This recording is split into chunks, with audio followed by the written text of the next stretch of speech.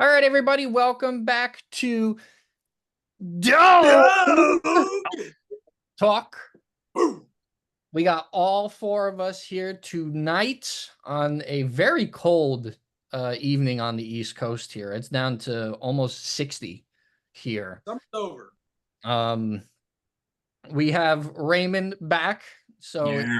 the quad the quad squad here. Dan has a brand new rocking the Jalen Brunson representing New York all the way down in Yeehawville, where it's 100 degrees. That's really good. Mm-hmm. Hottest part of the summer. That's true.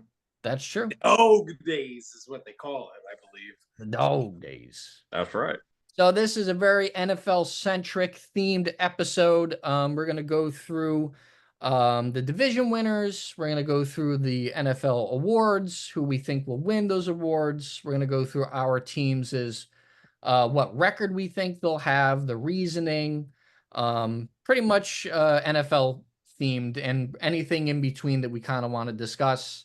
There are a couple of quarterbacks I feel like we have to talk about based on preseason that I definitely want to bring up so that we could have a little bit of a debate, so that we could talk a little bit of quarterback since Raymond is here for that, because I know we missed the all four because he wanted to go to the Bronx and watch them lose and all this other stuff. So with that being said, why do we got to start with that? Why do we got to do that? Because you know why he did him like that. He did him like that on this podcast. Because the Yankees are so terrible and they're so pitiful that it is mind-boggling that they have the best record in all of baseball, because they have no closer, they have no bullpen, and all they have is Aaron Judge and Juan Soto. Fucking Anthony Volpe is not living up to his hype. Who would have thought? And wait a minute. Fuck Aaron Boone. I don't understand why Austin Wells is not catching. Jose Trevino should be sent to the fucking sun. Because the analytics department. Austin Wells is a lefty. Mm-hmm. He can't play against lefty. Right. He's the third best hitter on our team. Yep. The analytics don't care. They want, the analytics department loves the matchups. So the Yankees, on a nightly basis for the last 6 years, refuses to put their best players every single day because their team is run by a computer. And that's why they're never going to win. So that's why I don't really care about the Yankees.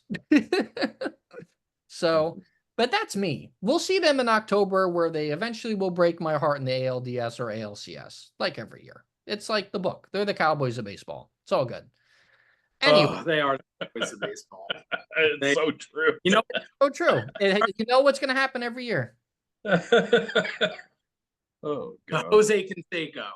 Let's get Jose Canseco, my newest follower on the X. Let's get him on this podcast and let's see his thoughts on these New York Yankees. So, invitation to Jose Canseco. Yes, open. He follows me too on DX, so open invitation to Jose. Let's go. Let's get Jose on here. That'd be amazing. All right, so let's talk about some of the preseason action that we saw. It was week 2, so a lot of the starters play week 2 of preseason since they cut it down from 4 weeks to 3 weeks. Week 2 is very much the dress rehearsal game for a lot of teams. A lot of starters play a whole quarter, sometimes a whole half. The third week of preseason pretty much is going to be all backups just fighting for a roster spot.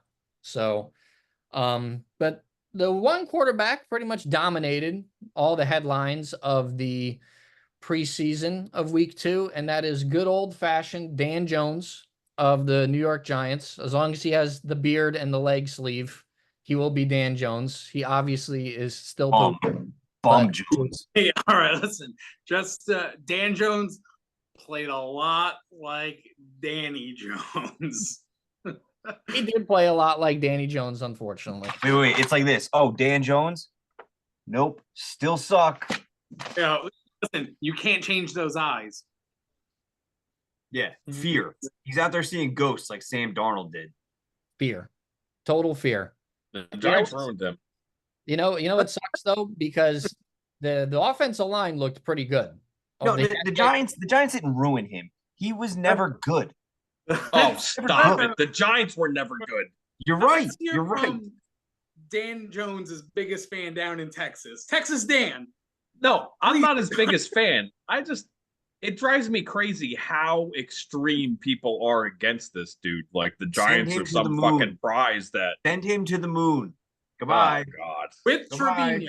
Trevino. Send the Giants executives to the moon. Yeah, John Mara should drive the ship. Hey, listen, All right. in his own words, I did everything in my power to screw this kid up. Mhm. Yeah, you screwed the Giants franchise up. The biggest thing Well, that yeah. Hard Knocks taught me was that John Mara is a corpse walking around the facility of the New York Giants, ruining the franchise one geriatric disease at a time. Oh, And the man needs a walker, and he's walking around with his shaky cup with his pills in it going, oh, I can't sleep tonight if Saquon goes to the Eagles. Well, fuck you, John. Your team and your management is fucking garbage. You've driven this franchise, this storied franchise, into the fucking ground, right? Give fucking Dabes and Joe Shane control and let them do their fucking jobs, and maybe this team will actually come back to life and mean something. Until then, let me it's tell you something though. They in the do swamp. Ray, they do have control. The whole thing, that was all a charade. What you think Steve Tisch is going to be providing football advice to Joe Shane and Brian Daboll? No. Steve It Tisch bothers, sat it his ass bothers the down hell out there. of me that John Mara is coming into your GM's office where he's out there making moves, shaking and baking, doing all this. Oh, I can't sleep. Go take your Xanax and go to sleep, old man. Goodbye. Maybe just like to, John Mara's been the problem. He is. John Mara is to the Giants as to 80-year-old Vince McMahon was to the WWE. Yes. Time Okay. eventually will pass us all by, right? And I hope I'm in a nursing home with all you fucks sitting in a rocking chair going, oh, back in my day when we did the podcast. We're still going to be doing the podcast, even as geriatrics in a nursing home one day. I don't know what you're talking about. That'll probably be the most entertaining version of us because we'll just have no filter anymore. The unfiltered version. The unfiltered. Zack will have to really, really like referee that when that happens one day. Be like, nope, it's not your turn to speak. You have to wait. I mean, Zack is the youngest, so he'll have most of his faculties. Yes, exactly. We will be struggling, and he'll just be like, no, wait your turn. I'll be the power of attorney.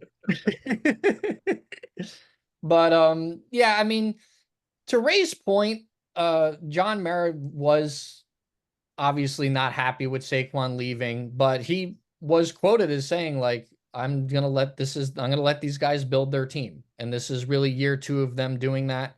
And you could kind of see the identity of the team that they're trying to make. And they just kind of got screwed over, you know, they were stuck with Daniel Jones. They inherited Daniel Jones. When they gave him that extension, it was either give him that extension or have an undrafted rookie or somebody play for them. And then they go 3-13 or whatever, you know. They had no choice. They had no choice. Like I'm tired of all this narrative of they shouldn't have paid him. They shouldn't have paid him. You didn't pay attention to the situation because Lamar Jackson wasn't available. Everyone's saying, oh, well, the Giants could have had Lamar Jackson. They were never. Ravens Lamar. He was never going anywhere. He was never going anywhere. Yeah, whatever offer somebody threw at him, they were going to match, and Yeah. that was it. They were hoping that somebody else set the table for them. That's Right. all. And that's smart because that means what you're doing there is you're You're finding his true value. value of what everybody else thinks of him. You're not undervaluing Right. your franchise quarterback. Yeah. You're saying, you know what? This is what the league thinks of you. We are going to match that and maybe more. It's actually the best way to go. I know it got ugly for a minute there, and a lot of people did think that he was leaving, but it was the best way to go about it. Yeah, and you know what? Fast forward barely a year later. This is year 2 of that contract. He's the 16th highest paid quarterback in football. He won MVP again. Two-time MVP. Yeah, that's a big deal. We're talking about, how many quarterbacks? Not many. Oh God. Oh. Ray couldn't even wait. Ray couldn't wait 10 minutes for us to get to the subject. But anyway, okay. Daniel Jones. Daniel Jones, right? Okay, so I get it. 99% of Giants fans, they're done. Same way that Jets fans have been done with quarterbacks that they've recently drafted. I get it.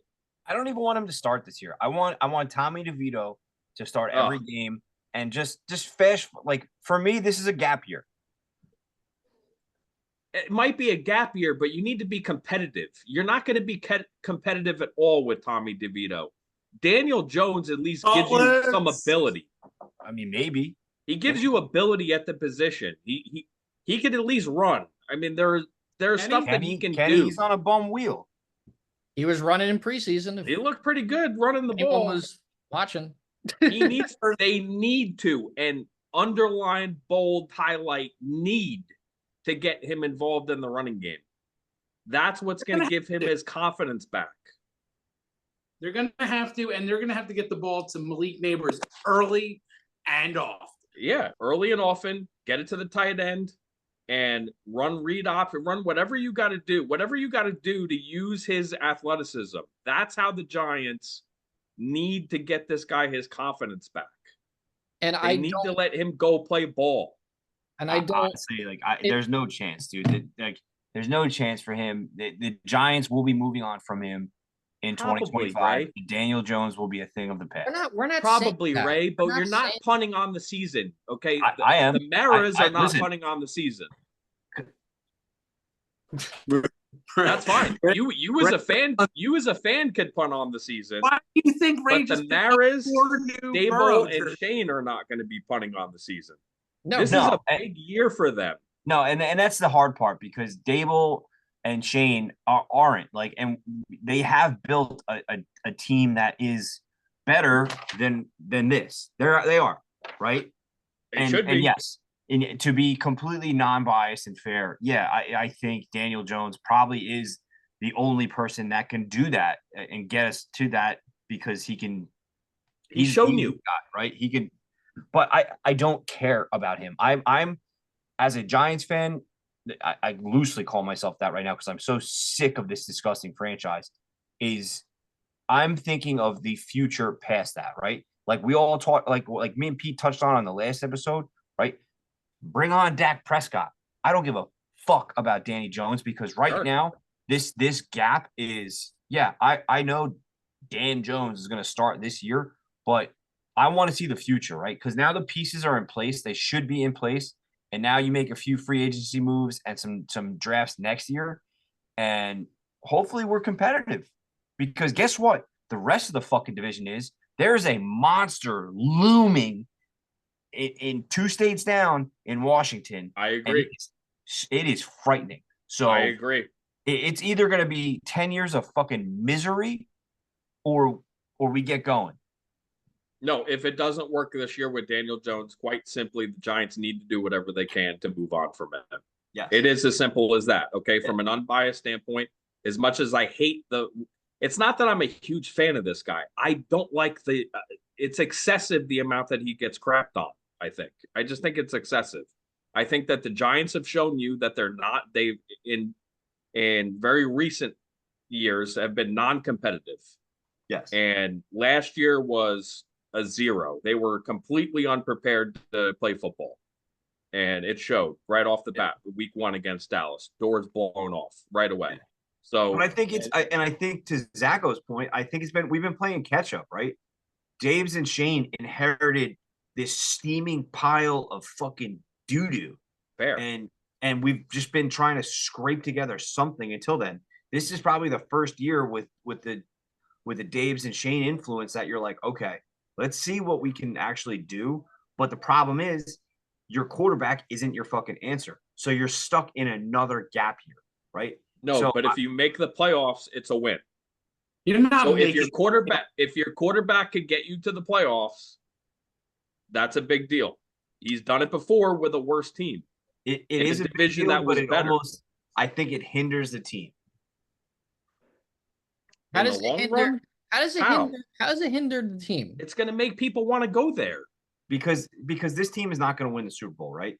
If for some reason we get a magical not run, this year, but you're talking about big picture. You're talking about maybe even next year, right? Yes. And so that's winning what I'm saying. and getting to the playoffs will be big, right? Is everyone gonna start believing in Dan Jones again? And all of a sudden it's gonna be like, oh, look, he had a great year. It's not about Dan Jones. It's about the Giants. My point is that a playoff run might stick this fool and kick the can down the road, right? I don't think so. I think that they would stick with what they've got right now, with what he's being paid and whatever he's got left in terms of years. I don't think so at all. I think if they make the playoffs with him, it opens up a ton of possibilities for you guys next offseason. You draft a kid and sit him behind Daniel Jones again in 2025. If you guys make the playoffs. I want a whole different quarterback room next year. The problem is, like, to Ray's point, Joe Shane really started shaping this roster this season. Like, the emphasis was building the trenches, improving the offensive line, improving the defensive line, protect the quarterback, sack the quarterback. That was the whole theme of the whole offseason. And he got Brian Burns to sack the quarterback, and he got Runyon and Illuminor to protect the quarterback. And from what we've seen in preseason, that offensive line, that was the best I've seen the Giants offensive line look in like 6 years. Yes. There were clean pockets for Jones to throw to. He had those horrific interceptions as soon as he started. He's coming off an ACL injury, they were feeding neighbors. They targeted him 6 times immediately. Like, they're just, because he's always open. That dude is a freak. That guy is going to end up being the best rookie wide receiver this year based on volume alone. They're just going to feed him, because as soon as Daniel Jones has trust in him, as soon as he sees that he's one-on-one all the time, and he goes, all right, I don't have to think a whole lot this play. Let me just throw it to this guy. And we saw that after those interceptions. He just started feeding them, and then they started moving down the field. And then, boom, all of a sudden, there's a 45-yard dart to Darius Slayton, and then Singletary goes in for the touchdown. The Giants' defense, that front seven, is pretty damn good this year. That's a top 8 front seven. The secondary is weak. That's a weak secondary on the Giants. But all Daniel Jones has to be is an average quarterback, and the Giants are going to be competitive this year. That's all he has to be, is average. He has to be 21st ranked, 22nd ranked. Don't turn the ball over too much. And the Giants are going to win like 7-8 games, because that's my prediction. I have the Giants either winning 7 games or 8 games.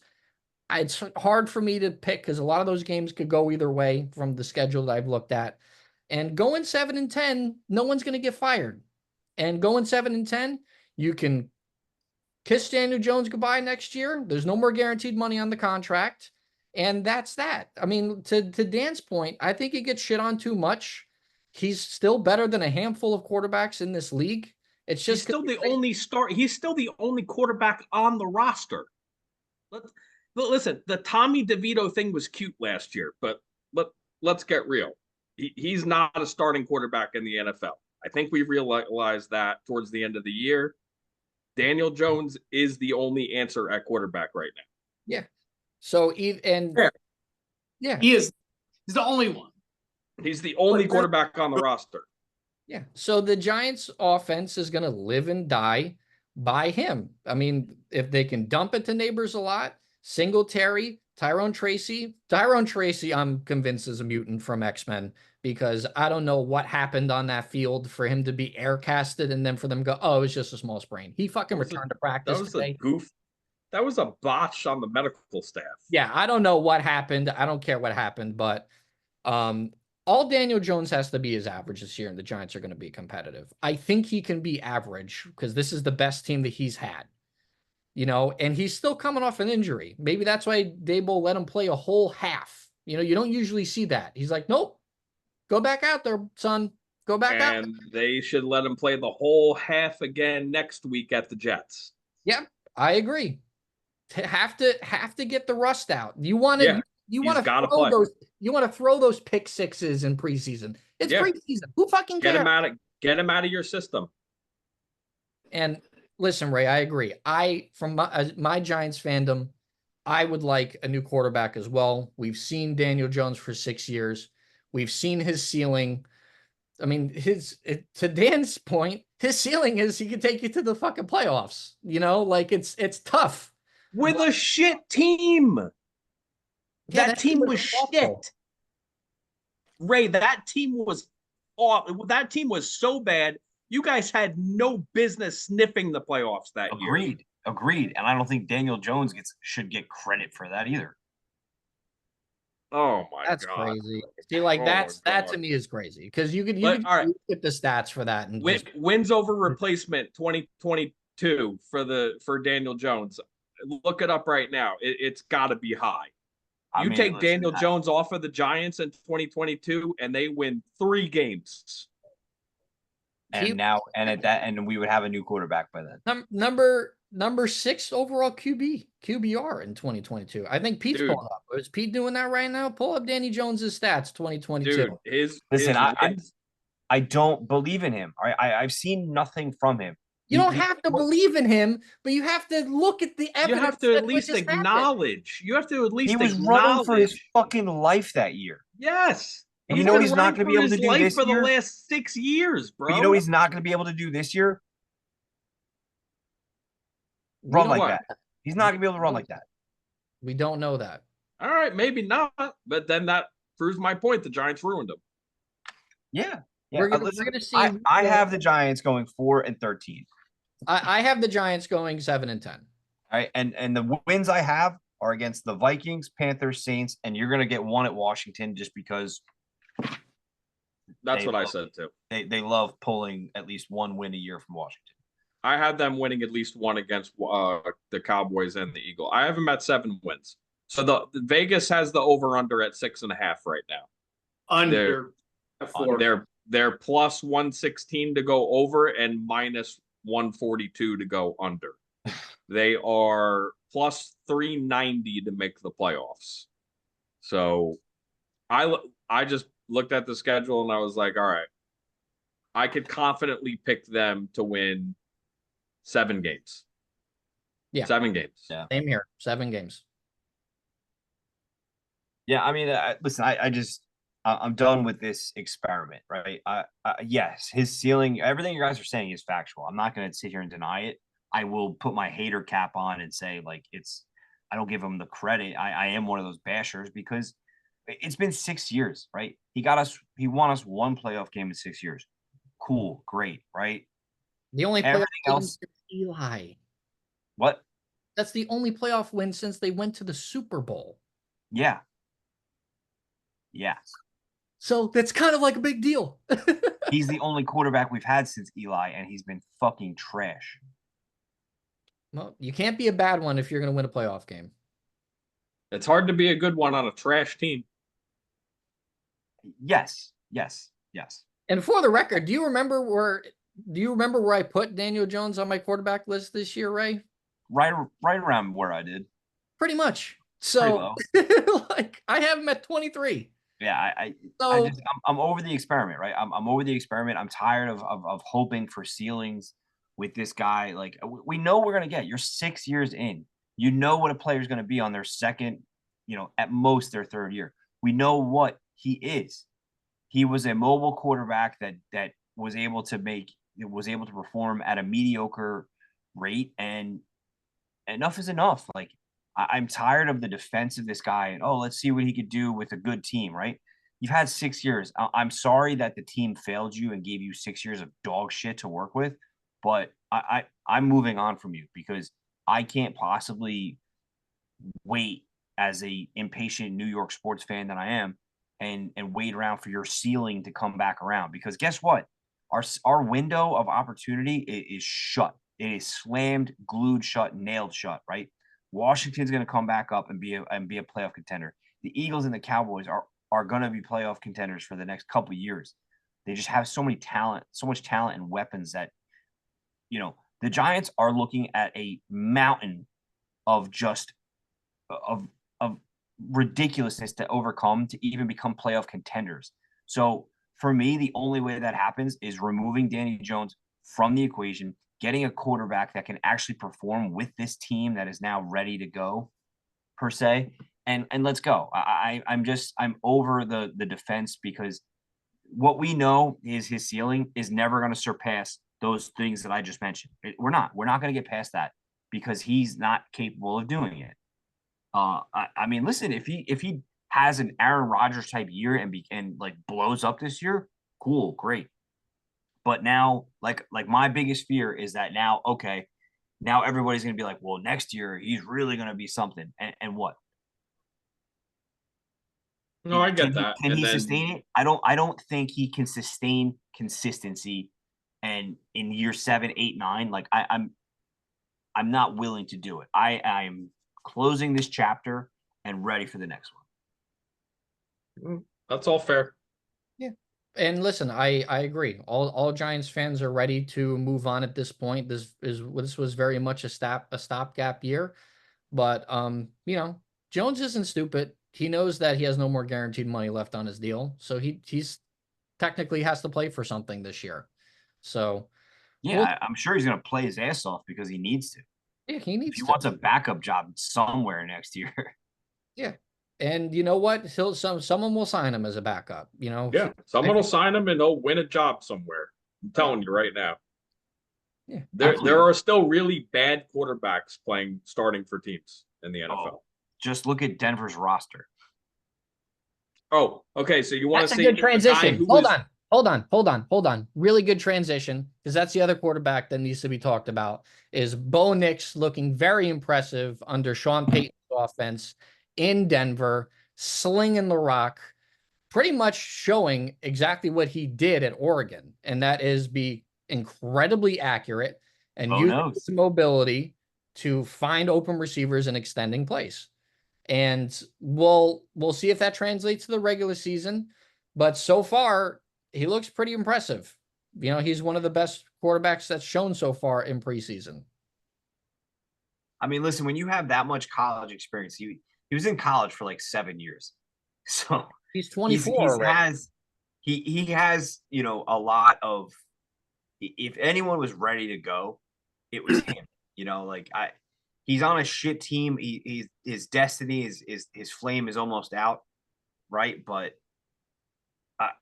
I think he's going to be okay this year. I think at the end of the year, don't be surprised if we're sitting here at the end of the year saying, "Yeah, Bo Nix wasn't great, wasn't bad."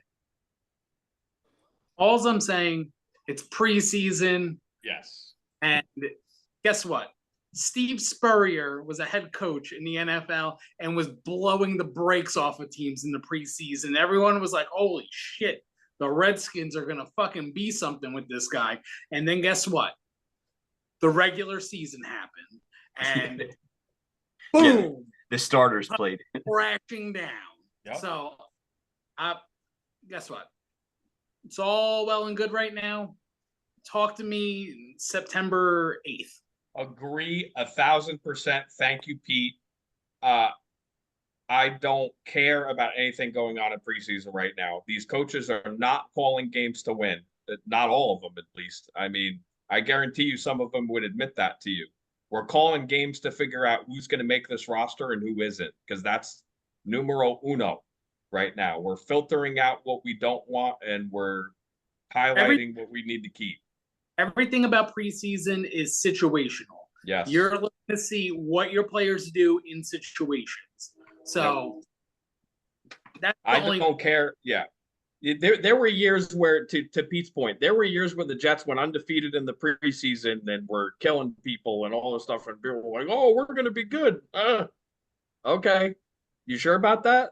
because come week 1, teams are coming to play for real now. Now it's for blood. Now we're talking about, okay, throw away all your,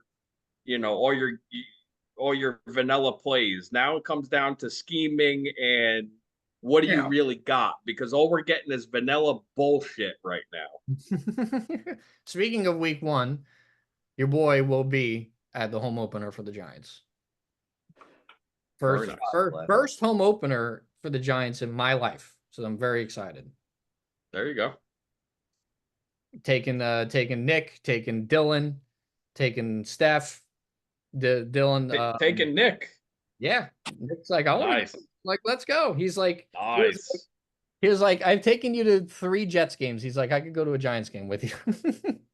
I was like, excellent. Oh, yeah. But you're also going to take the L, so. The Vikings beat the Giants week 1? That ain't happening. With Sam Darnold at quarterback? Yeah, I don't know. Right now, that's looking like the Giants game to be had right now.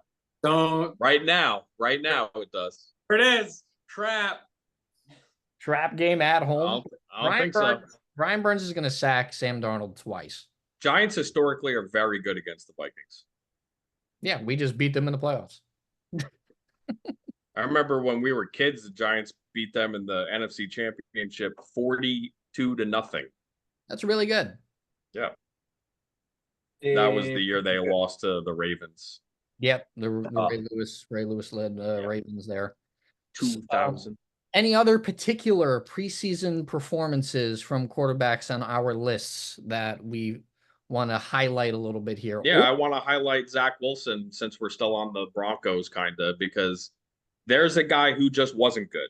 Okay, the Jets, I heard for years that the Jets ruined him. No, he's just not good. Okay, the Jets ruined Sam Darnold, maybe. Maybe they ruined Sam Darnold. Zach Wilson's going to be out of the league soon. Yeah, he's probably going to be like the 3rd quarterback on the depth. I was going to say, isn't he 3rd on the chart right now? Yeah, he's 3rd on the chart right now. You'll love it. He's actually trying to make a roster spot. Well, Sean Payton keeps 3. Okay. He usually keeps 3. He'll make the team, but listen, he's not going to play. He cares about his banging mom, so he's got a bank account and he's doing that. He's living life in Colorado. So Sean Payton's got him there to keep all their players on their toes when mom comes in town to visit. Is that what you're saying? Decoy. There's never an off day in Denver now. Yes, that's amazing. Oh, Brock Purdy's coming to town. His mom's going to be with him. Let's stick with the AFC West here, because the Raiders named their starting quarterback week 1, and I was right from the very beginning. All 3 of us were. All 3 of us knew that Gardner Minshew was going to be named the week 1 starter because AOC did not do enough. If AOC doesn't throw that pick 6, AOC is the starter. But this correct decision has been brought to you by Shinerbach. That's a phenomenal beer, by the way. The official beer sponsor of this episode. They paid him way too much to sit on the bench. It wasn't about the money. It had nothing to do. It has everything to do with the money. I don't want to. You can't say nothing. You can't say nothing. Say nothing. All right. It had minimal to do with it. Fine. Fine. Had minimal to do with it. What had to do with it, other than that awful pick 6 that AOC did, Minshew has the experience, and Minshew's not afraid to unleash the ball down the field. Right. Why he was going to be named the starter. Yeah, he slung it. There was about 4 or 5 plays of 20 yards or more that he connected with down the field. AOC had 0. Yeah. Now, Minshew can extend plays. We've seen honestly, correct. Plays. Now, who were you trying to keep happy there? Yeah. No, well, who were you trying to keep happy there? Have we seen receiver? Devontae is a big AOC guy. So that's why I'm bringing this up, that if things are murky 4 weeks in, number 12 will be back on the field starting for the Raiders. Otherwise, I probably am going to owe some bets because Devontae Adams will probably be a Jet. So, I mean, listen, shout out to DHgate. They hooking me up solids with jerseys here. I might have to put a last minute Minshew order in to get in here by week 1 to rep a quarterback. But honestly, it's in the signature now. Silver and black Dak. That's what we're about here in Las Vegas. Go get him. Go get him. Come on, baby. He hasn't signed a new deal yet. What's that? Yeah, he hasn't signed a new deal yet. Go get that man because he will immediately make you better. Dallas Cowboys were giving a lot of run to Trey Lance this preseason. Oh God. There's another guy who's just not good. By the way.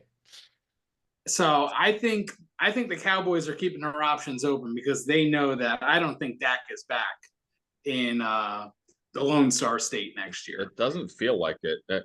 Very few people down here are confident in it. I'll tell you that.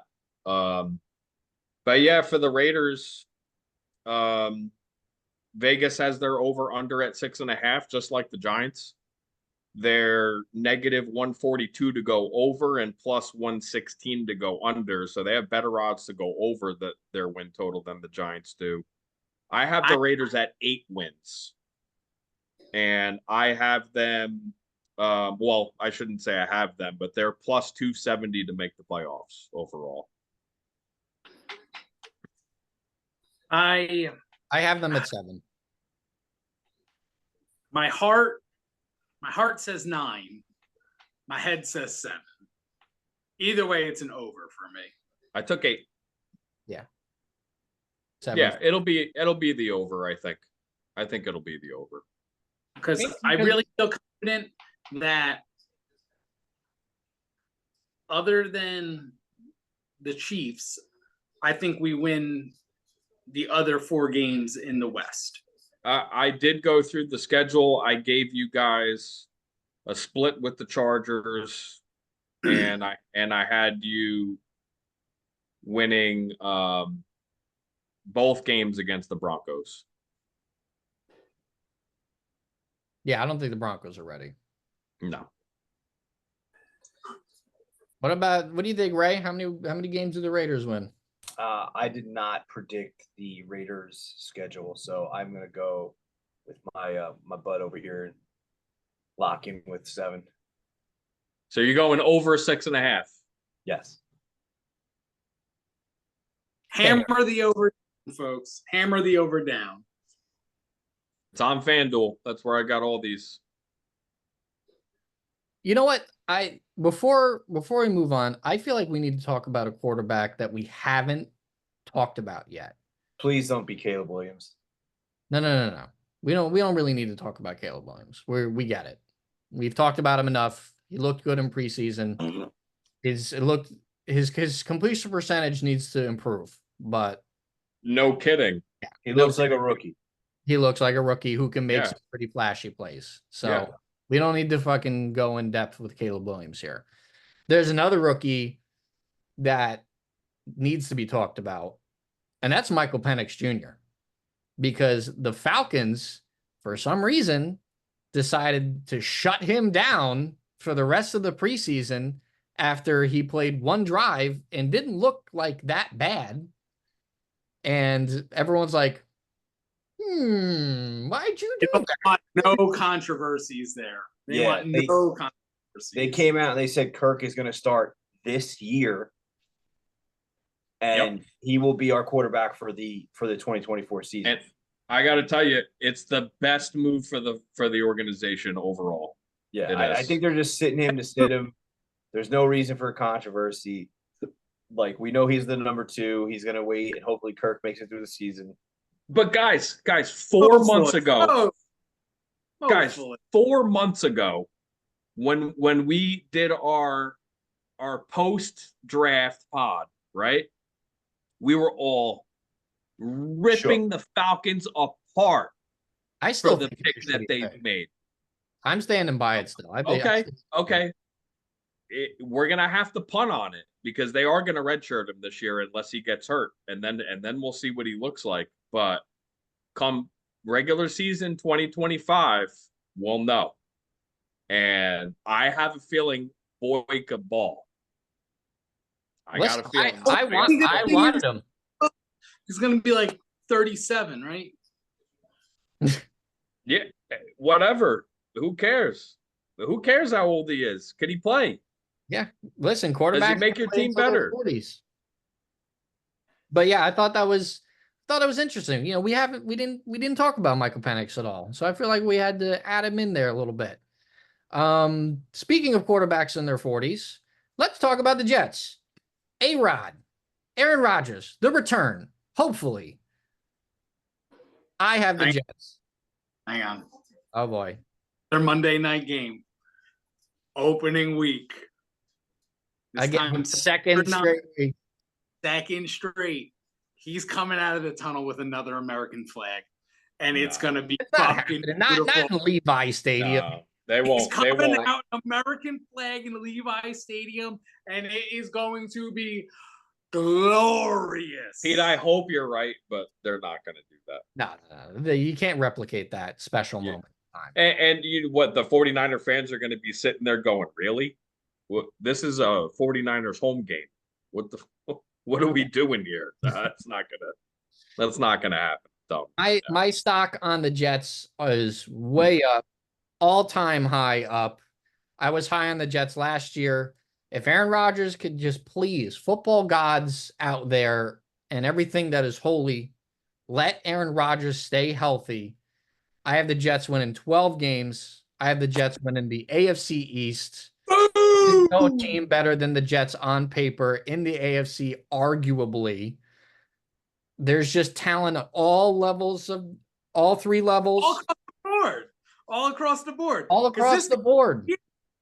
12 weeks if Aaron Rodgers is healthy, all he has to do is be semi-Aaron Rodgers, and the Jets should meet the Kansas City Chiefs in the AFC Championship game, and just let the GOAT versus another GOAT, and whatever happens, happens. oh my goodness, I love you. Super Bowl.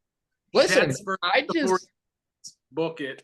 Jets 49ers. A rematch of week 1, dude, that would be so epic. If the first game was Jets Niners and the last game was Jets Niners, man, I would have a heart attack. I don't think I would make it through it. I really don't. I don't think I would make it through that game. All Aaron Rodgers has to do is just all he has got to do is like throw 28 touchdowns, only couple picks. Let Breece Hall fucking people. That is the name this year, boy, for 2024. Breece Hall.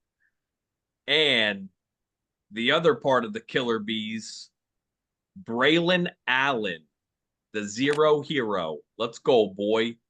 Gonna be trucking dudes in the fourth dude quarter. Was made in a laboratory. Yeah, he was freaking carved out of granite. Yeah, freak of nature. That's a monster. He's a monster. He's a monster. So, all right. Those are my Jets opinions and thoughts. Deal with it. The Vegas over-under for the Jets is 9.5. Over. The over is -162, and the under is +132. So Vegas thinks they'll go over. I have them at 11 wins going through the schedule. I wanted to give them 12, but I still think they're going to have a hard time, maybe with Miami and 14. Buffalo in the split in the division. What you got? What do you got, Pete? I said I almost had him at 14. Damn. This is the best Jets team since '98. I'm buying. Oh, hands down, this is the best Jets team. You know what? Because of that, we're gonna dedicate this episode to Lavernius Coles. Lavernius wasn't on that team, but You got to roll. I'll tell you who was on that team: Wayne Corbett and Keyshawn Johnson. But yeah, I have them at 11 wins. They're minus 172 to make the playoffs. I think we all agree if they don't make the playoffs, colossal failure. Everybody fired. Yep. Start Everybody over again. fired. And that's all there is to say about that. So I got them at 11. I have them winning the division. The Bills will probably win 10 games. The Bills suck. What's the Bills? They might win 9 games. What's the Bills over under? Right now, the Bills are very close as far as FanDuel goes to winning the division. So FanDuel has the Jets winning the division, I believe, and then the Bills are like right behind. Whatever the It's Bills all over because of Josh Allen. It's the Josh Allen effect. Yeah. Turnover machine. He is a turnover machine, and he sucks against the Jets. But 20 interceptions for Josh Allen this year. damn. How many wins you got for the Jets, Pete? 12 and 5. 12 and 5 for me too. Raymond? What do we think? 11 and 6. 11 and 6. 11 I got him at 11 too. Too low. Too low. Too Too low. low. Listen, my version of the NFL script, I very well could see the Jets and the 49ers. I have another version of the script that sees the Chiefs and the Lions. That would be pretty good too. I think America is tired of seeing the Chiefs, though. It doesn't matter. It doesn't matter. You're right. It doesn't matter what they're tired of or not. You're right. Mahomes' world, the consensus #1 quarterback, and we are just living in it. Did you see that ridiculous behind the back pass he made again? He's Yeah. on another You level. know why he did that? He did that because Kelsey wasn't paying attention. Because he can. No, he did it because he can. Yeah. Well, that too. But he said, yeah, Kelsey wasn't paying attention, and Kelsey just runs whatever route he wants to. So Mahomes got fucking fed up with it, and he was like, here, quick one. And he fucking caught it. So I remember last year in training camp, he made a behind the back pass that Bleacher Report kind of showed, it popped up and I was like, wow. And I shared it with Alicia. I was like, you watch. I was like, this dude's going to do this in a game one day. Well, this was preseason, but Still. he might do it in a regular season game one day. He's so talented, it's not even funny. No, it's stupid. 7 straight AFC championships. The road to the Super Bowl in the AFC is through him. It's still that simple. Yeah. It's that simple.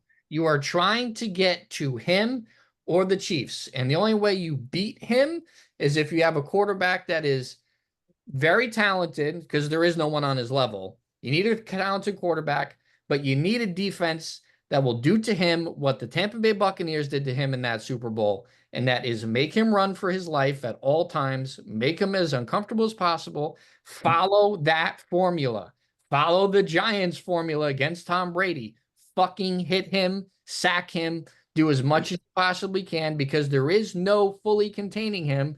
You just have to get him on an off day, but hit him as many times as possible. Have the Raiders on Christmas Day. Max Crosby was in his face the entire fucking game, tapping him and fucking bumping him and making him uncomfortable. That's what you got to do. Ray, I saw the wheels turning. You were thinking, oh, there is one other guy. His name is Joe Burrow.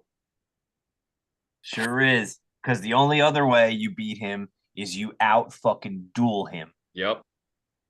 And he's the only guy who's done it. He's the only guy who can. Yes. Yeah, and with that, he's the only guy who could do it with the weapons he has. With the weapons that he has, and a guy who's just a pure pocket passer. He's not going to move. He's not going to move around. He's the hero we deserve and need right now. Like, he is the ultimate throwback at the position. I love Joe Burrow. I love him to death. So good. Guess what? It's going to be Aaron Rodgers and his mentals and that Jets defense. Let's go. And that's what I think Aaron Rodgers might still have over Mr. Joe Burrow is this. Listen, if Joe Burrow or Aaron Rodgers makes it to the Super Bowl, I'm a happy camper. All right. New York sports gets a win back. You know, if Joe Burrow makes it, the world gets a win back. It's win-win in my book. Yes. I'll tell you what. I'll do this. If Joe Burrow makes it to the Super Bowl and beats Patrick Mahomes again, I will DHgate myself a Joe Burrow jersey. I got plenty, brother. I'll send you one. I was about to say he just ordered 4, so I want the all white Cincinnati Bengals Joe Burrow. White Tiger, let's go. All white. Let's go. Joe Burrow goes to the Super Bowl by beating Patrick Mahomes. I will get a white Tiger jersey, and the blonde hair will be back for it. Let's go. Love to see it. Love to see it. Zach, are you in on the Joe Burrow? If he makes it to the Super Bowl, getting the jersey? No. You can borrow one of mine. I don't wear any of the team's jerseys. I don't do it. That's fair. What about bleaching your hair? No. Are you kidding? Come on, Zach. Just do it for one day. Little. Just do it for one day and then buzz it off. It'll be fun. Yeah, buzz it all off. Yeah, no. Yeah. No, I'm good. My hair is sacred. My hair is sacred. Sacred ground. Must be nice. Listen, when you learn it grows back, you gotta laugh at Alicia. It doesn't grow back. Some of us pick it and shave it down, and it doesn't come back. Okay.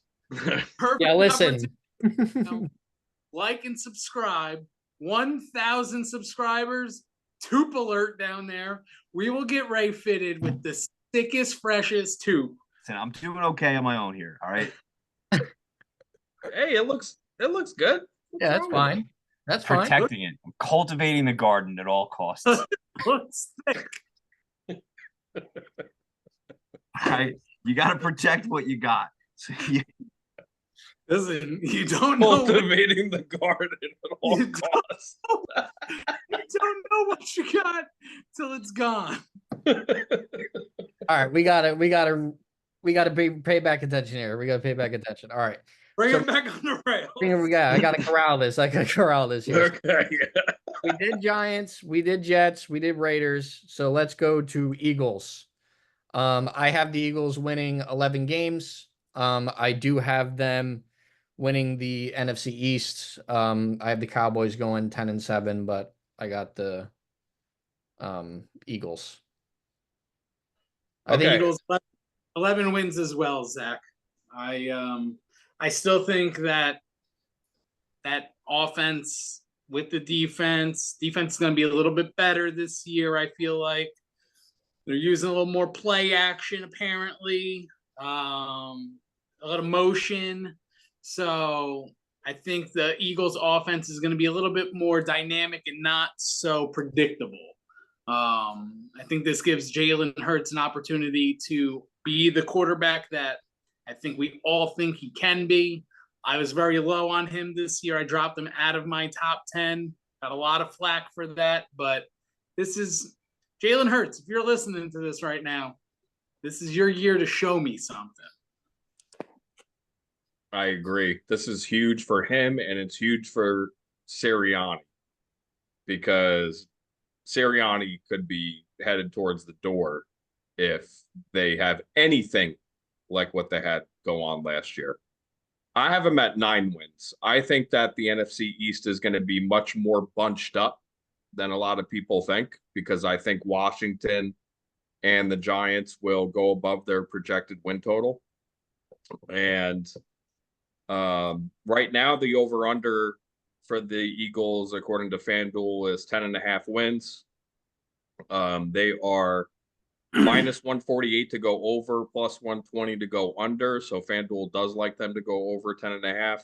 But you know what? I was going through the schedule and I can't help but remember what happened to them last year and how they looked. And they looked completely disinterested in playing football on the offensive side of the ball. So, and especially on the defensive side of the ball. Kellen Moore is now calling the shots. So,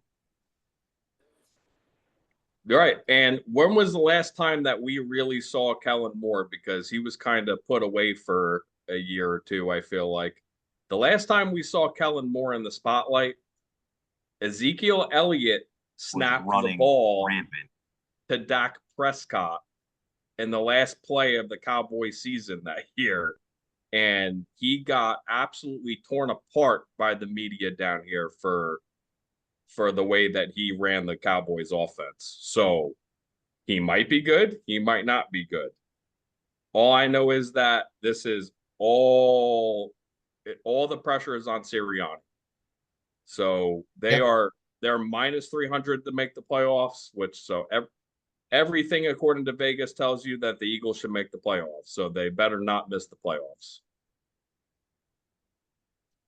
They missed the playoffs. Oh my God. Sirianni's gone. God. The whole coaching staff is gone. God. Howie Roseman's job, I know he's done a great job there, but his job starts to become in question just because of the coaching carousel that's been going on there now. Yeah, so it's not about the talent he puts on the field. He keeps hiring the wrong coaches. Yeah. So I mean, yeah. We'll see. I think this is a big year. Because I think Jalen Hurts, I think he needs to prove that he's worth that contract this year after what happened last year. You know, like Dan said, they were very uninterested in playing football. Like they could care less that they were there. So I don't know if that has what it looked like to me. Yeah, it's what it looked like to me too. So I don't know if Sirianni's the problem, if because Hurts hates him so much that he wears his emotions on his sleeve. So he's just like, fuck this guy, fuck this team, whatever. I don't care. You know, I got paid, blah, blah, blah, blah. So it'll be interesting to see what they do. What are we thinking, Ray? I couldn't say it any better. I have them at 10-7. I believe in Jalen Hurts. I think they're going to win the division. And agreed. All right. Yeah, I think 10-7 wins the NFC East because it's. I do too. I do too. I think 10 wins will win the division. I think the Eagles can win the division with 9. That's how bunched up I think that division could be this year. Yeah, I have it. I have it at 10-7. I have the Cowboys at like 9-8. I have the Commanders at like 8-9. Yeah. And then I wouldn't be surprised if the Giants are last in the division with 7 wins. Yeah, that very well could happen. Giants are not sniffing 7 wins. You just had to get that in there. No way. Dig in there, Pete. Not with that lunatic as.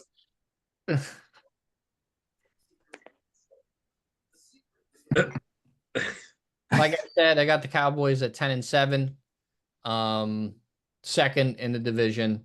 Probably get a wild card in the NFC. But Dak's possible last season. We're almost at week 1 here and they haven't signed him yet. So Silver and black Dak, baby. Come he's hitting free agency. At this point, I think he's gonna hit free agency. I think he is too. I mean, the Cowboys are focusing more on CeeDee Lamb's contracts, and they can't seem to get it done with him either. So no, the last offer of $33 million was shot down. Yeah, so we all knew this was going to happen. You can't pay everybody at the same time. Who are you going to pick? Do you pay Micah Parsons and CeeDee Lamb and then draft a quarterback to reset the quarterback contract status, and that quarterback is in a really good situation in Dallas? Or do you re-up Dak Prescott for $62 million a year, knowing you're not going to win a playoff game with him? So if I'm the Cowboys, I re-sign everybody but the quarterback. I think they're headed towards a divorce anyway. And people are going to think that I'm probably crazy for saying that, but I feel like you keep all the talent on the team and you can find a middling quarterback to get you into the playoffs with a really talented team. Yeah, look at the Giants. They did it with Daniel Jones. I was gonna say, could you imagine if the Giants just swapped or the Giants and Cowboys swapped quarterbacks one day? Please. And Dan Jones is the quarterback for the Dallas Cowboys. I would love it. Jerry Jones would sell the team. No, Jerry Jones would be happy for various reasons that I'm not going to state on the podcast. Oh God. Right. Proper time to say the thoughts. Yeah. With that statement, I want to introduce my sponsor for this show, Hydrocell Water Flask, 64 fluid ounces. Keep your body hydrated while you're at work. Solves most of your problems. 99 problems of the body can be solved by drinking water. Shout out to the official hydration sponsor for me, the Aaron Judge Prime right here. Believe in 99, our MVP. Let's talk about it. Steelers. We got a couple Steelers listeners here. This one was tough because it's always tough to predict how the Steelers will do. It is a Mike Tomlin led team, so we know it's not going to be below 500. I got them at 10 wins. I think they go 10-7. I don't have them winning that division. We'll get to that winner of that division when we go through all of them. Right now, we're just going through our teams. I got them at 10-7. I do not have them winning the division. But another Mike Tomlin year, above 500, consistency. I got them at 9-8, 1 win above the Cleveland Browns, who will be 8-9, and they continue to roll on in mediocrity. I agree. I have the Steelers winning 9 games as well, and not winning the division though. 8 wins. 8 wins. First under 500 year for Tomlin? Could be. Could be. Could be. They might have a real decision to make after this season if the Steelers don't at least win 9 games. Now, I know Tomlin's been there for a while. He's like a king there, but it's like it's at what point Look, it happened to call Belichick. it done? Yeah. It's Because at some point, right, the message starts to kind of like wear out on players, right? Especially the guys that have been there for years. Like they just go through the same song and dance. I feel like towards the end of Belichick, that was so evident. I mean, players just freaking couldn't stand him. Marvin Lewis. And Marvin Lewis, another example. Yeah. John Gruden, maybe another example. Yeah. But we'll see. But yeah, I think this is a big year for trying to figure out who's going to be the quarterback of that team going forward too. It's like, you know, that in itself is a huge decision. So we'll see if he can press all the right buttons there. Okay. That's pretty. We pretty much got all our teams, right? That's it. Yeah, that's it. All right, so let's go through these divisions. Let's pick division winners here. We already got the NFC East done. You know, I picked the Eagles. A couple of you guys picked the. Did anyone pick the Cowboys, or did everyone pretty much pick Eagles? I picked the Eagles. Eagles. Oh, Pete, you're gonna be the odd man out. I want to say the Cowboys, but I'm gonna say the Eagles. Okay. All right, so let's stick with the NFC. So we already we'll pick our division winners and we'll give an explanation why. We'll move on to the NFC West. Boom, other side of the country. I got the 49ers. They're the favorites in the NFC. They still got all the pieces. I know there's a little Brandon Ayuk hiccup, but they're in the final stages of solidifying an extension before they have to pay Brock Purdy. This is kind of the last year for them too to really try to win the Super Bowl. They went last year. They would have beat any other team if it wasn't Patrick Mahomes and the Chiefs. So 49ers have been one of the best teams consistently in the NFC. I got them winning that division pretty easily. Yep, same. I got them at 11-6, running away with the division. Easy. Oh yeah, I got them at 12-5. My apologies. Niners take that one. 5. Niners. No brainer. Yeah, I don't have a win total for the Niners, but I got them winning the division. I feel like a fall from grace. We're not anywhere. When we entered this training camp in the preseason, all the stuff with Trent Williams and then all the stuff that kept popping up with Ayuk. And then you can make the case that McCaffrey has a lot of tread on, how much tread does he have left on the tires would be the question. I just don't think we're close enough yet to them not being good or not being good enough, should I say. Yeah, they're in that division, they're head and shoulders above everybody. Yeah. Straight like, talent. I think they'll have that division clinched. Poof. Quickly. They could have that division clinched in the first 10 games. I think the Rams could challenge them this year. I think they might be a sneaky team. They're well coached. They obviously still have an offense that could hum when everything's firing and Stafford. Like, this is a big year for Stafford too. See what he's got left. See if he could take them back to the playoffs and all that. So if anybody is going to give them a run this year, I think it's going to be the Rams. Yeah, because I don't think the Cardinals are ready. They're in the midst of a new regime too. Seattle's kind of stuck in purgatory, in my opinion. Yeah. They're drafting pieces, but this is the first year without Pete Carroll. I don't really think it's going to be that great for the Seahawks this year. So, it's very much the 49ers division. NFC North. I have the Lions. It's a popular pick. They went to the NFC Championship game last year. Honestly, should have won it, but it is what it is. I got them winning the division not pretty easily because the Packers are kind of right there.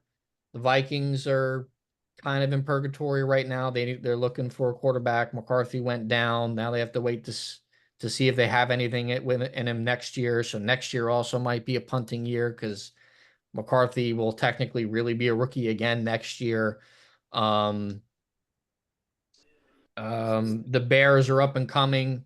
Well, I want to see what the Bears look like with all these new young kids. So I think the Lions are the model of consistency right now, and I got them winning the division.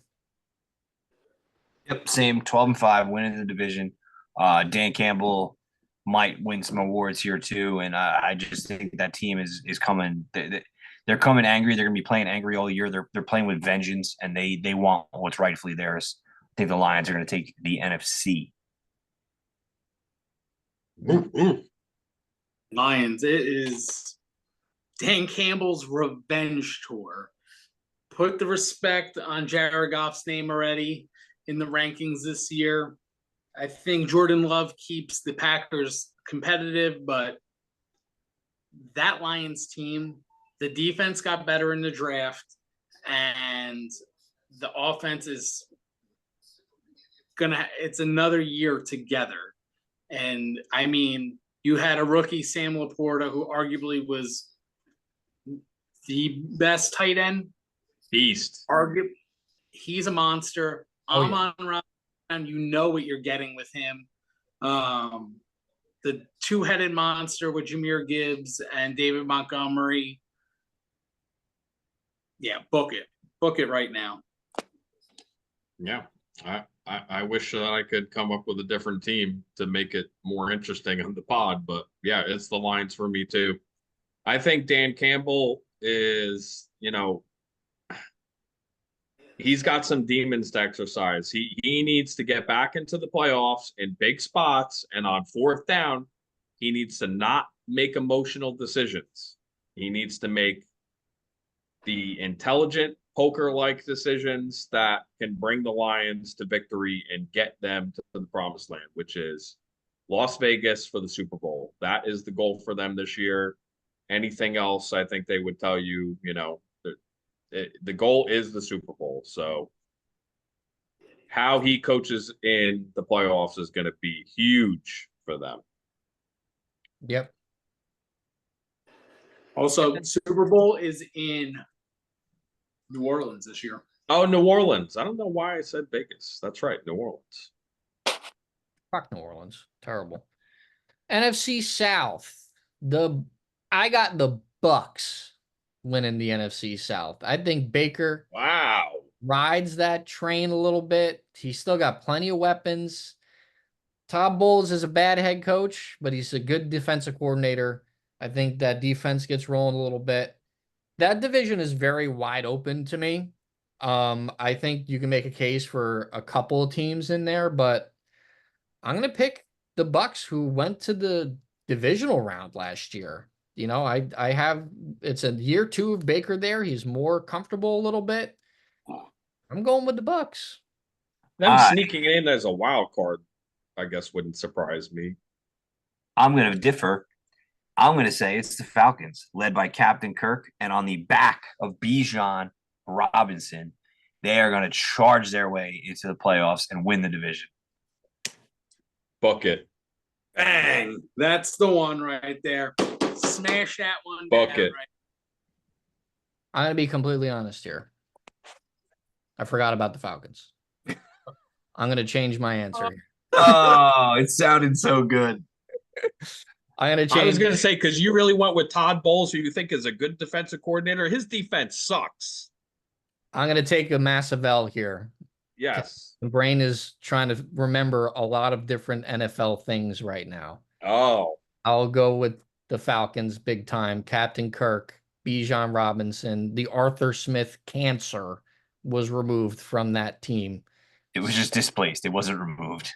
Yo, what is it gonna look like when Captain Kirk they blow out a team, win fucking 42-7? They got the chains on Kirk, and he's out there in that Atlanta strip club. They're gonna be throwing dollar bills all over him. Yes, I very much apologize. Okay, I apologize. All right, let's go to AFC. AFC East, I already said it.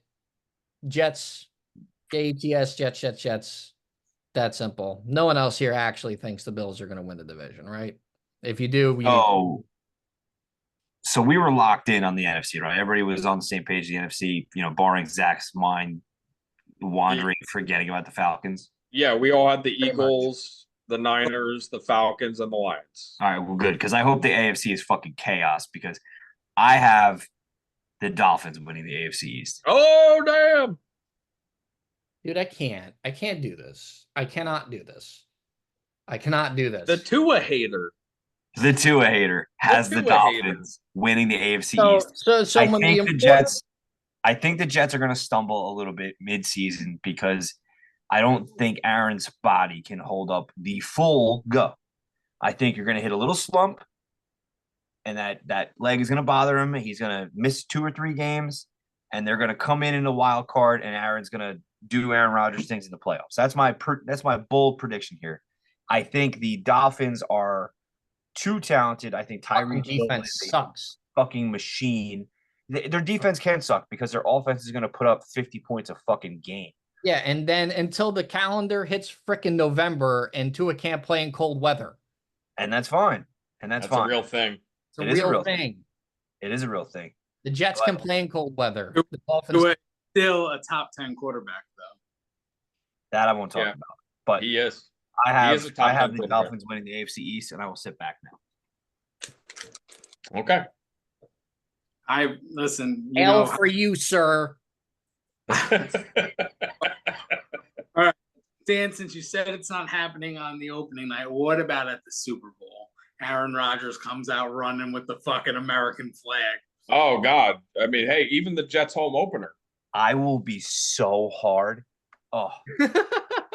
Oh God! Look, guys, let me tell you something. I mean, you've all talked about how moved you were in that moment, and maybe I haven't touched on it as much, but Of course, dude. Like I felt like a little kid. Like I was on cloud nine. I was like, my quarterback's Aaron Rodgers and coming out with the American flag, and it was so badass. But yeah, listen, if he does it at the Jet home opener, I'll settle for that. But I don't think I have a feeling because I think this guy's kind of like this. He might be like this. He won't do it because I don't think he wants to feel the feelings that he felt last season after the injury. And I feel like if he goes back down that road with carrying the flag out the same way, that he's gonna do it. He's gonna mess himself up mentally. I don't think he'll do that.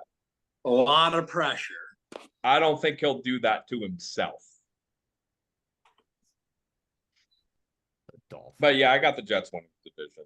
I get the pick for the Dolphins, except like Zach said, once you get to those cold months, hey, the Dolphins have to go up to Buffalo too. And the Dolphins have to go up to New England too. And you know what? It does get cold in the Meadowlands in December. So, you know, those aren't going to be easy games. Those are all outdoor cold games. Division games are going to be very hard for the Dolphins to win later on in the year. It's going to be the same story as last year. This offense is going to drop 50 points a game, weeks 1 to 8 or 9. And then as soon as the cold weather hits, 2 points in the drop game. off. It's the They same. put up 72 points in the game. Pete, as soon as they get to as soon as they play a team like the Ravens, That ain't okay, happening. in Baltimore, there's not going to be as much hype. I'm telling you. Oh, I think Baltimore is the better team. so I listen, do. the Dolphins play at the Jets week 18, at Cleveland week 17, at the 49ers week 16. Or no, they're home against the 49ers. Rough. At Texans week 15, Jets in Florida week 14, at the Packers week 13. So yeah, they're looking at a pretty cold back end. That's Yeah, dude. rough. Yeah, dude. They're not Yeah, winning dude. the division. It's That's where they're happening. going to hit their wall. They're going to have the same kind of start they did last year. Well, maybe not the same because that was insanely prolific. The start they had last year. They get the Bills. They get Buffalo out of the way and New England out of the way pretty early. Okay, so those will be warmer games when they're in. I mean, New week England. 9 at the Bills. It's November 3rd. So Yeah, that's Buffalo. that's Yeah. Buffalo. That's Buffalo in November. Yeah, that's 3 feet of snow. I'm telling you, man, that schedule is not favorable. They're not a cold weather team. That's what they have going against them. They're not a cold weather team. And that until every game is played indoors in the NFL, which sure, that might come one day, the Dolphins are going to have a hard time playing in the winter. That's fair. Pete, what are the Skankies doing? We're in the 12th inning right now. Jesus Christ. They'll lose. AFC West. Chiefs. I mean, Come on, man. Yeah, can we just skip this one? We all have the same. I'm taking his pinstripes away. Who's? take my Zack. pinstripes away because I don't think this team's winning anything. Anyway, AFC West. Pete just doesn't like your lack of faith. Your lack of faith disturbs him. How should I have any faith at all? AFC West, Patrick Mahomes and the Chiefs. Boom. Yeah. Listen, we'll talk Patrick about Mahomes and the Chiefs. Patrick Mahomes and the Chiefs. Patrick Mahomes and the Chiefs. we'll talk about the injuries in October. Yep. Next. Next. Yeah. Next. AFC North. I have the Ravens winning the division. Ravens. Yeah. He's gonna go. Oh, here we go. Here we go. Bengals. Yeah. Bengals. He's gonna go with the Bengals. Pete. Bengals. He's gonna go with the. Fucking blonde motherfucker. Joe Burrow, baby. All right. Let's go. All right. Hey, I Let's respect it. go. Hey, I respect it. Let's go. 11-6, baby. The Bengals are taking the North back. I respect it. Remember the North. I have the Ravens winning 13 games. Both remembers. I think the both teams will make the playoffs. Yeah. I think the Ravens might be one of the more talented teams in the AFC with the Chiefs. Jamar Chase and a healthy Joe Burrow this year. Good gracious. And T. Higgins playing with a fucking massive chip on his shoulder. It's going to be a thing to watch. Yeah. Future Giant. T. Higgins, future Giant. Calling it. You heard it here first. Pretty You much heard it here first. You get T. Higgins and Dak Prescott. Now we're talking. Woo! Oh, if we get T. Higgins and Dak Prescott, I am screaming Giant Super Bowl. Not getting. You get one, but not both. Yeah, I mean, listen, You get one. Pete's like, one of them comes to me. This was more of a homer pick for me because, yeah, I do think the Ravens are frightening with Lamar and Derrick Henry on the same team. It's not even fair, especially in those colder months. You know that bull coming at you, Godspeed. But I do really like. This is me in preseason, right? I am all in on Joe Burrow getting the Super Bowl, getting the ring, getting the trophy, MVP in it. Midnight now. He is 6 to midnight right now How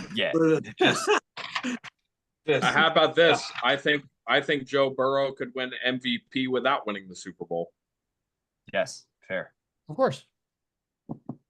All right. AFC South, last division. Then we'll move on to our awards.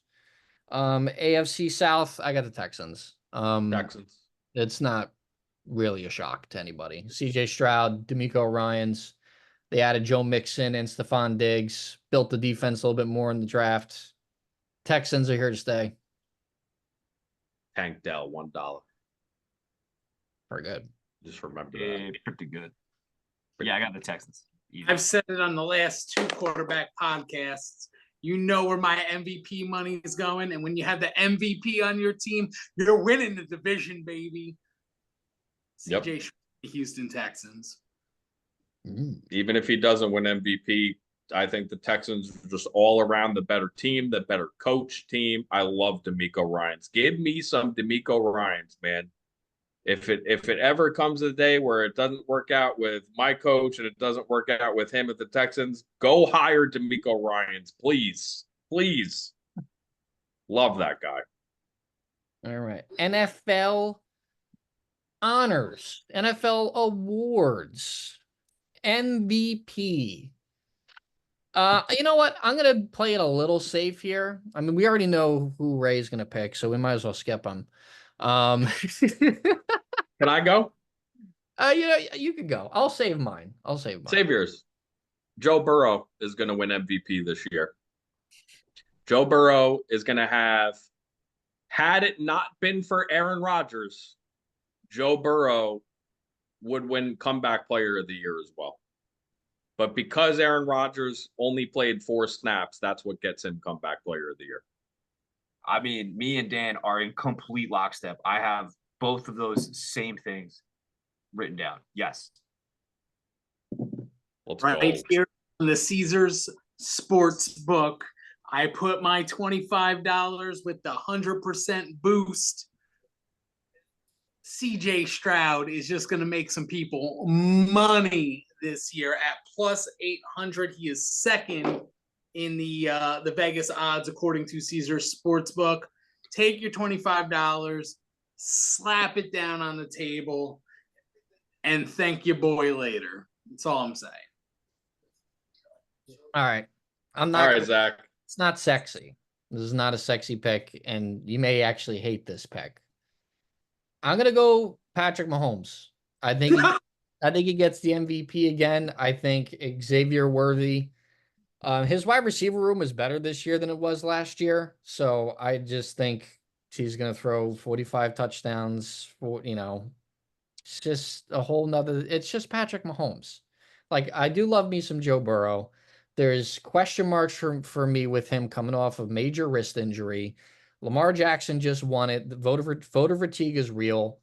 The only other quarterback that comes to mind is obviously CJ Stroud, but the sophomore slump might actually happen for CJ Stroud too. You don't know. There's too many question marks.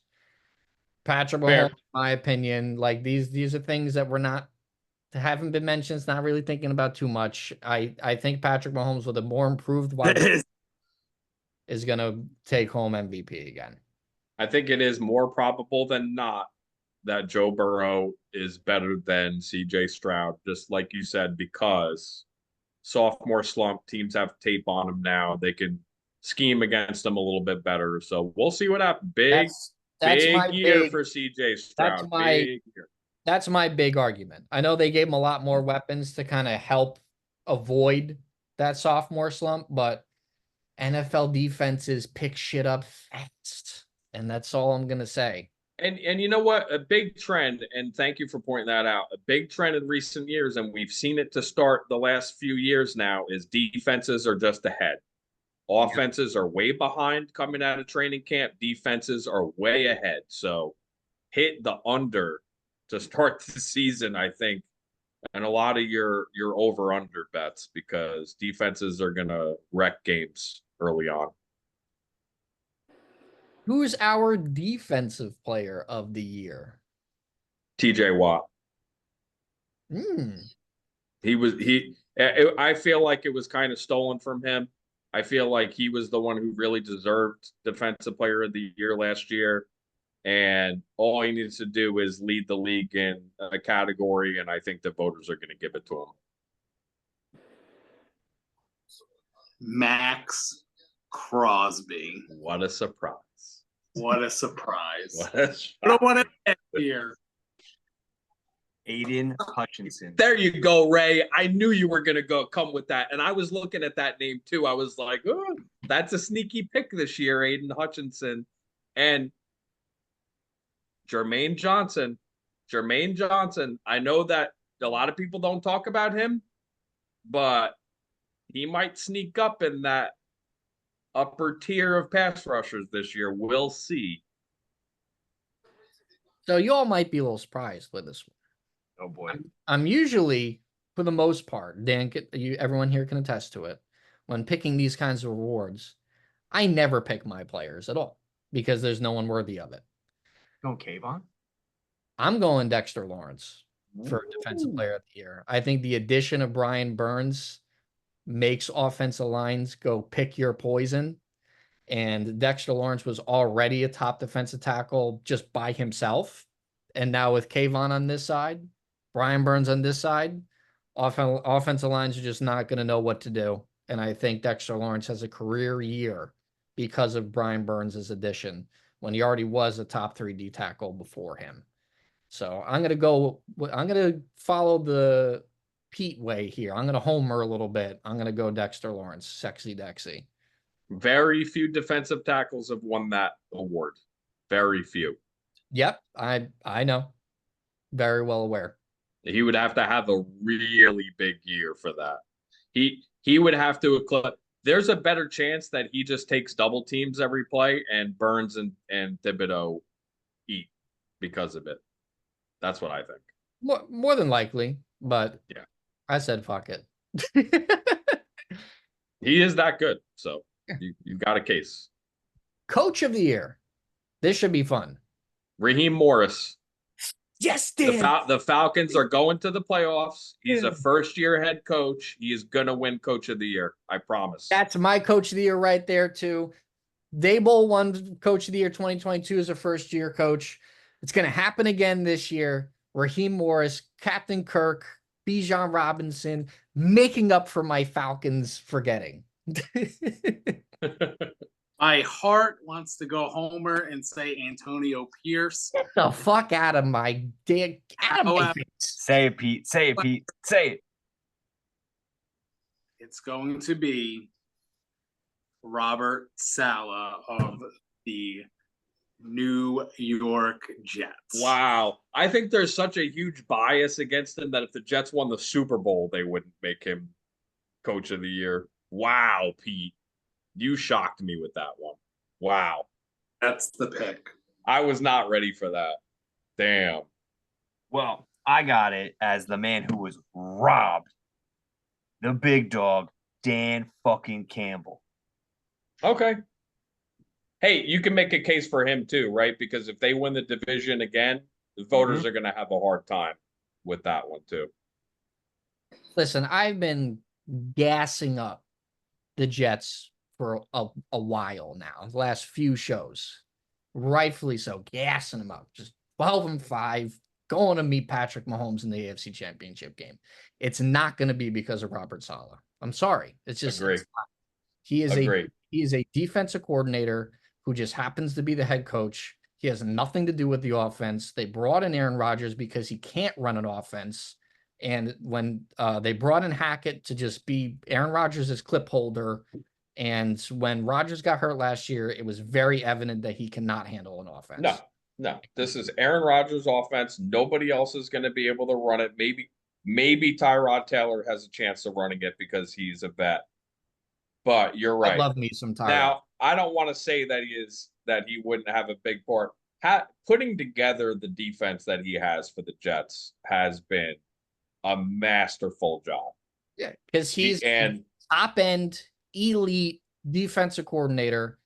If the Jets win the Super Bowl or if the Jets face the Chiefs in the AFC Championship game, it's not going to be because of him. It's going to be because Aaron Rodgers got him over that hump.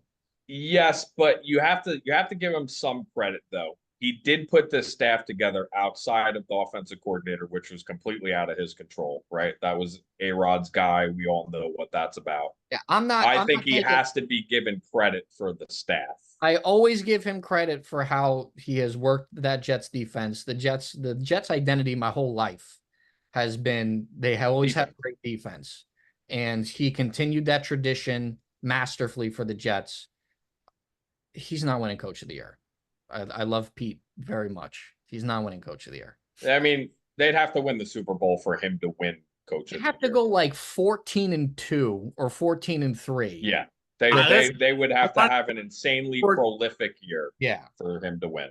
Which is not out of the realm of possibility, Pete. No, it's not. Listen, Pete, I am not hating on your pick. It's from your lips to God's ears, as Joe Beningo, the great Joe Beningo would say.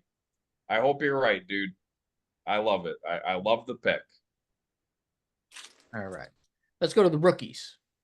Offensive rookie of the year. Who we got? Jaden Daniels. Ooh. Jaden Daniels. Caleb Williams. Fingernails. I also have Caleb Williams. It's an award that's going to go to a quarterback, most likely, I think. If it wasn't a quarterback, Malik Neighbors. I could see it. I could see it being Neighbors just because of the volume that he's going to get. The thing that I'm waiting to see purely based on volume. The thing that I'm waiting to see though is there will be a point in the year, right? Because the Giants are going to open the year just targeting him like crazy. There will be a point in the year where teams are going to be like, all right, who else on this team is going to beat me? And they're going to start bracketing him, and we'll see what happens once that starts. My non-quarterback shocker rookie of the year, Brock Bowers. Very possible. I'm sorry. Did I blow up your spot there? No, I didn't. Or did you just change it mid-sentence? No, I think it's going to be the kid from Buffalo. Oh, Coleman? Keon Coleman? Keon Coleman? Who can't get separation against second stringers in preseason? Lots of volume there. He's going to be their number one de facto. I mean, they're probably going to throw the ball to him a lot. So I'll give you that. As of right now, Khalil Shafir is the number one. Okay. All right.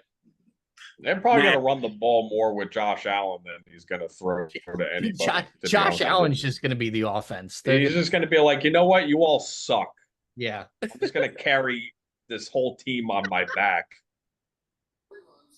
20 interceptions for Josh Allen.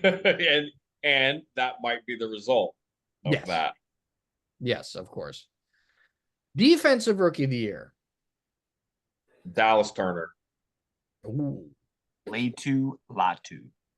I like that pick too. Terrian Arnold. This is the first award where we all have somebody completely different. because there's a lot of really good defensive talent that came out of this draft. But I'm going Byron Murphy. Okay. You watch. I like Byron Murphy. I do too. Texas. Yep. All right. Comeback player of the year. I mean, I have Aaron Rodgers. So, Yeah. Aaron Rodgers. Aaron Rodgers. yeah, Aaron Rodgers. Fantasy player of the year. We'll finish Pete, off. did you have Aaron Rodgers? Of course I had Aaron Rodgers. Okay. With The only- the American flag. The only other player that was really that could be considered for comeback player there would be Kirk Cousins. But well, yeah. He missed more time than Joe Burrow did. So yeah. Offensive player of the year. oh yeah. Offensive. Oh yeah, we didn't do that. We didn't do that at all. Duh. Offensive player of the year. Well, you guys go. Go ahead. Bijan Robinson. Robbins. Yeah. I'll tell you what, if it weren't for this dude, I would take Bijan Robinson. But I think Breece Hall is going to make a case for one of the best backs in the NFL this year. I really do. I feel like when it comes to the Jets, like when people talk about the Jets in the media, when I listen to the sports radio every day, nobody talks about Breece Hall, dude. I mean, this guy has all the talent in the world, and he's going to be utilized a lot in the receiving game this year. Fantasy player of the year. Now, I kind of looked at it a different way. Obviously, with offensive player of the year usually correlates with fantasy player of the year, but I thought that's not fun. So I picked a different one as a player that maybe people may not think could be the fantasy player of the year, but I'm going Saquon Barkley for fantasy player of the year because of the jump he takes on that Eagles offense behind that offensive line and how they're just going to just use him. I think he gets a CMC level jump in Philadelphia, and I think he just scores oodles. I think it's going to be between Joe Burrow and Breece Hall. I like with it, Zach. You took somebody. So I'm going to go. Because, I could say Breece Hall and duh, but, I wanted it to be a little fun, Breece Hall was mine. Anthony Richardson. I like that pick. I mean, that's a sneaky pick. He's got to stay healthy. That's a sneaky pick. Healthy. For fantasy football, he has a chance to really, really catapult your team. Big time agree. All right. Anything else we want to mention before we wrap up this pretty epic episode, I must say? I think this one was a really good one. Anything that wants to be talked about that we didn't talk about, anything on anybody's mind as we head into pretty much the season in a couple of weeks? I'm ready We're for right there. football, baby. We are on the cusp right now of football. We've waited and waited and waited some more. So I am all in. First fantasy draft this Saturday. Ready for the show. Yep, we got our fantasy league, and I got a couple of suicide pool things, and yeah, man, I haven't been this excited for football in a long time. So, all right, I don't know. We might not have another pod before the opening season, before freaking week 1. So why don't we do a group anytime tutty parlay for week 1? Christian McCaffrey. Oh, all right. Let's do 4 players. Can we do 4 players since there's 4 of us? Breece Hall. Boom. I would, Breece Hall, CMC, Saquon Barkley, and Amon-Ra St. Brown. Amon-Ra. Book it. I'm thinking of other stuff. All right, Breece Hall, Lamar Jackson, CMC. Who else did we say? Amon-Ra. I don't. Lamar Brees Jackson. CMC, Bijan Robinson, I like Bijan to score. Derrick Henry. Oh, okay. Oh, that's the one I'm probably gonna roll with. 4 running backs.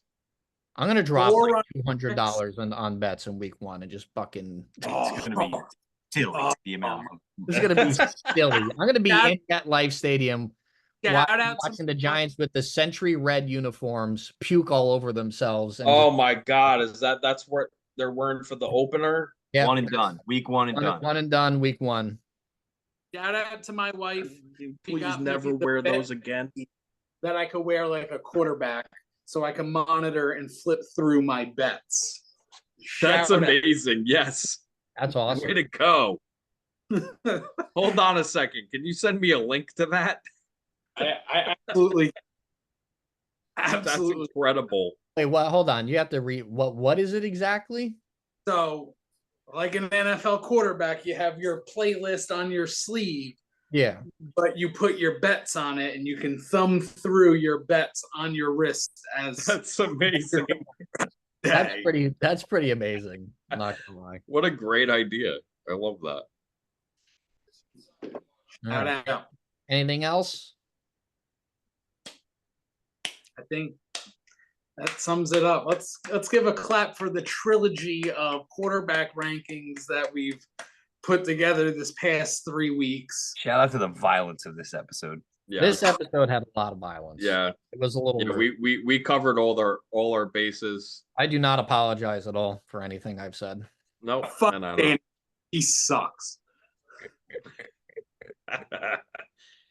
And we haven't really made it clear on the podcast that, or maybe we haven't, I just don't remember, but as long as Daniel Jones is rocking the beard, Dan Jones. He's it's Dan. Dan Jones. Dan Jones. Dan Jones is gonna take Watching your that sister, your- female, watching that your one mom- chick interviewer slip up her words a little bit, talking to bearded Dan Jones, and she was like, "Ooh, Oh, ooh, yeah, she was all hot and bothered by She Mr. was Dan like- Jones, like, wasn't she? "Ooh." could be the new Playboy Jimmy. You never know. Never know. You're gonna make me sick. Can we wrap this up? Don't be a hater with Dan Jones, the bearded Dan Jones. At least he'll look cooler being shitty. You could polish a turd all you want. It is still a turd. That first pick six he throws is gonna hit like crack. Oh. You all need to be ready. That first pick six he throws of the regular season, I am coming at you with a fucking bazooka. Hold on a second. I think everybody here knows that Daniel Jones is more than capable of throwing a pick six and will more than likely throw a pick six at Game some one? point, and probably Actually, I early am going to in the bet that. season. I am going to bet that. It's a good bet the first month. That's going to be my Christian McCaffrey bet of last year. I'm gonna bet that Daniel Jones throws a pick six every game. Every game. I'm gonna roll it. I'm just gonna roll it. Oh my god. You could bet for him to have a turnover Don't every follow game. Ray's betting Done. advice. If you want real tips, follow me. And when I'm a millionaire because I bet Daniel Jones having a turnover every Dan game, Jones. continue to roll Dan it, Jones, damn it. Dan Jones. I will put zero respect on that man's Shut your name. mouth. Zero. Bold prediction. Aiden O'Connell is the Raiders quarterback by week 4 starting. You know what? I'm gonna sprinkle $5 on Dan Jones being the MVP because I can. I wonder what those odds are. He's like Plus plus 10 18,000. million. I was gonna say plus 20,000. There's starving children. You could just use that $5, buy some top ramen, and mail it out somewhere. Yeah. But that's not as fun. There are some Haitian children that could use some support, Ray. The thoughts That's that terrible. are podcast are not the thoughts of the overall podcast, just by the person who spits them out. Deal with it. What? What I are didn't we say doing? anything untrue. What, Yeah, me neither. what are we doing here? All right, ladies and gentlemen, Zach, wrap it up. Yep, we're wrapping it up here. Very good one. Very solid one. Yeah, there may not be another pod before week 1. Well, no, we should. We'll do We'll have to do predictions. yeah, we'll do predictions. So we'll definitely do one before week 1, and that'll pretty much be the theme of the show every year from until February. And then maybe pop in with some baseball if anything happens, right? yeah, if anything, happens at all. Yeah, probably not. Probably not. Sorry, Pete. Probably not. Being a hater. The scars When are the all Yankees over my fucking body. fire in October, don't at me when I'm in the fucking terrace during some good playoff games or a World Series game. Don't come at me. Don't. Oh, Pete. Oh man, yeah, the Yankees. Fuck all of you except you, Ray. You're still hanging on. You still have your pinstripes. Tex down there. It's already got his Altuve on. Oh God. Oh Lord, I have how could we possibly be going down this road again? No, we're ending it right now. I'm ending it right now. That's so disrespectful. I've had enough. That is straight disrespect. Just because we're realists, Dan, and we know the team that we see with our eyes. Listen, they might get to that spot, Pete, but Clay Holmes. Oh no, the Yankees will probably make the ALCS. That'll be Game 7, down by 1. There's a runner on third, 2 outs. Clay Holmes. It'll be Aroldis Chapman all over again. We already know it. Scripts written. Because Aaron Boone and that analytics department can't fucking get over themselves, and they're going to put the wrong player out there because the computer said so. It's already going to happen. It's also easy to put the wrong guy out there in the bullpen when they're all terrible. Yeah, they're all shit. Hey, do not talk about Tonkin Donkin like that. Tonkin is the man. Tonkin, I'll give you that. He's pretty good. Yeah, outside of him, I don't like anybody. Yep, outside of him, everybody's crapola. So, with that being said, I'm going to end this. This was violent, and I loved every single second of it. I hope the week 1 predictions will be just as violent or even more violent. We're going to find out. But bloodshed just everywhere. Peace out. Hoorah!